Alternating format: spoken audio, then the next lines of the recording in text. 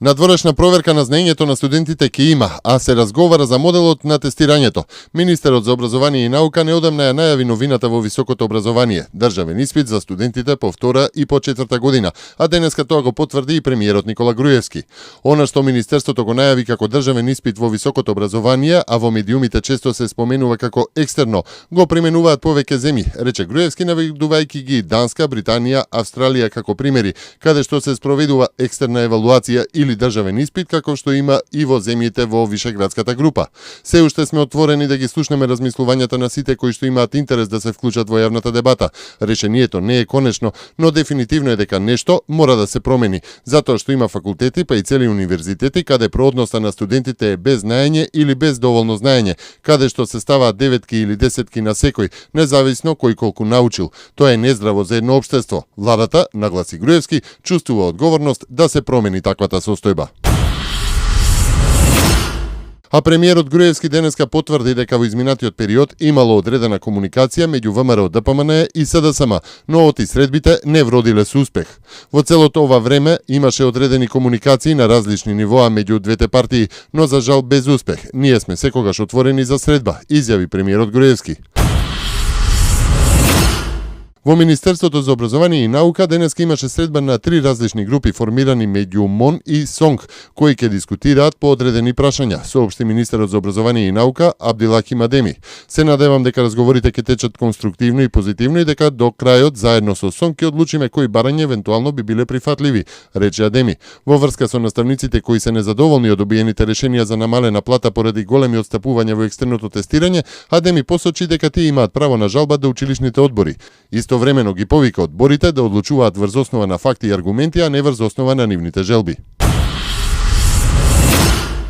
Во врска со извештајот за индексот на економската слобода на фондацијата Heritage, премиерот Груевски денеска рече дека тоа е одлична препорака за инвеститорите како за домашни, така и за странски, како и за сите оние што сакаат да прават бизнис во Македонија и со македонските компании. Морам да констатирам дека имаме одлични причини да бидеме задоволни за периодот додека оваа политичка гарнитура ја предводим владата. Имаме напредок од 96-тото место на 43-тото место во светот, значи 53 места придвижување. Тоа е одлично. Не само што имаме огромно придвижување за релативно краток период, туку имаме и најдобра позиција споредена со сите земји во регионот, рече премиерот Груевски. Тоа е одлична препорака за инвеститорите, како и за домашните, така и за странските, и за сите оние што сакаат да прават бизнис во Македонија.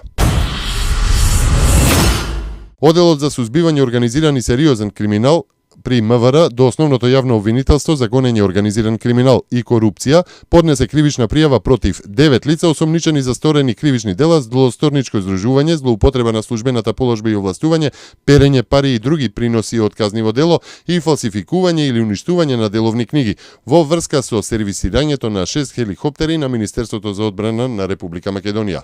Од страна на оваа организирана криминална група е нанесена штета на Министерството, односно на буџетот на Република Македонија, во вкупен износ од 2.872.254 американски долари.